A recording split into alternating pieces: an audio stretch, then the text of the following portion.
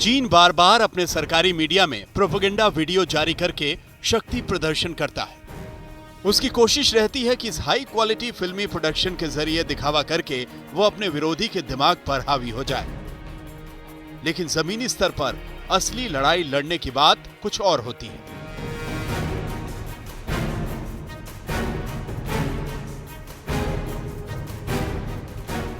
आखिरी बार चीनी सेना 1979 में एक्शन में देखी गई थी और तब उसे युद्ध लड़ लड़कर सख्त हो चुकी वियतनाम की सेना ने शिकस्त दी थी।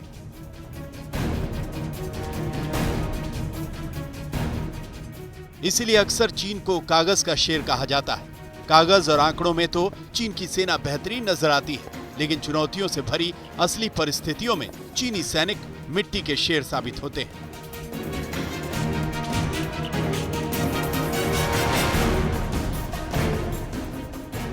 लद्दाख में पेंगोंग त्सो पर तनाव के बीच भारत और चीन के सैनिक आमने सामने हैं और ऐसे में तमाम एक्सपर्ट दोनों पक्षों की ताकत का आकलन कर रहे हैं।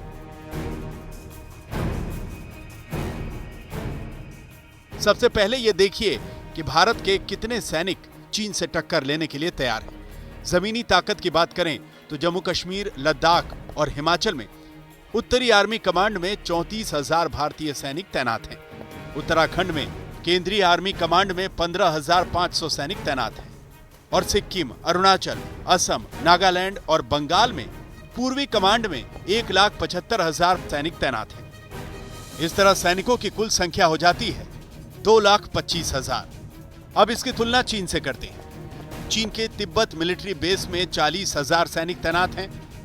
चीन के शिनजियांग मिलिट्री क्षेत्र में 70,000 सैनिक तैनात हैं और वेस्टर्न थिएटर कमांड में 90,000 से 1,20,000 सैनिक तैनात हैं। इस तरह चीन के सैनिकों की संख्या 2,04,000 से 2,34,000 के बीच हो सकती है। दोनों सेनाओं को आमने सामने रखें तो चीन के कुल सैनिक 2,04,000 से 2,34,000 के बीच हो सकते हैं और भारत के पास 2,25,000 सैनिकों की शक्ति है, जो सिर्फ चीन से निपटने के लिए हर पल तैयार है।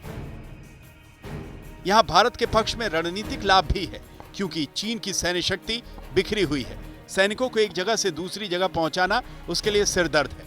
चीन अपने 2 लाख से ज्यादा इन सैनिकों को एक साथ भारत के खिलाफ तैनात करने की स्थिति में नहीं है। शिनजियांग और तिब्बत में हो रहे विरोध को दबाने के लिए चीनी सैन्य शक्ति का एक बड़ा हिस्सा वहां उपलब्ध नहीं होगा,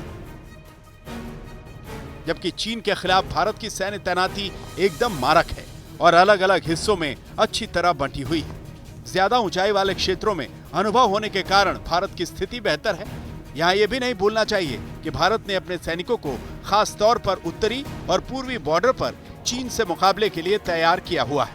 एयरफोर्स की ताकत की तुलना करें तो भारत के पश्चिमी एयर कमांड के पास 75 फाइटर एयरक्राफ्ट हैं और 34 ग्राउंड अटैक एयरक्राफ्ट हैं।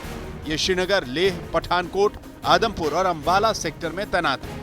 केंद्रीय एयर कमांड यानी बरेली, ग्वालियर और गोरखपुर सेक्टर में 94 फाइटर्स एयरक्राफ्ट और 34 ग्राउंड अटैक एयरक्राफ्ट हैं। इसके अलावा पूर्वी एयर कमांड यानी जलपाईगुड़ी, तेजपुर और झाबुआ सेक्टर में 101 फाइटर एयरक्राफ्ट हैं। चीन की बात करें तो चीन की वायु शक्ति अलग अलग इलाकों में तैनात नहीं है। चीन के पश्चिमी थिएटर कमांड में 157 फाइटर्स एयरक्राफ्ट हैं। एकदम सटीक निशाना लगाने वाले 20 यूएवी हैं, 12 ग्राउंड अटैक यूएवी और 8 EA-03 यूएवी। परमाणु शक्ति की बात करें तो चीन के पास 104 न्यूक्लियर मिसाइल्स हैं जो पूरे भारत पर स्ट्राइक कर सकती है। भारत के पास अग्नि 3 लॉन्चर सिस्टम है जो पूरे चीन में कहीं भी स्ट्राइक कर सकता है। चीन के पास इंटरकॉन्टिनेंटल बैलिस्टिक मिसाइल्स भी हैं जिनकी रेंज 11,000 और 7,000 किलोमीटर है। ये भी भारत पर और यहां तक कि अमेरिका तक पहुंचने की क्षमता रखती है। DF-21 मिसाइल की रेंज 2,150 किलोमीटर है और इससे चीन दिल्ली को टारगेट कर सकता है।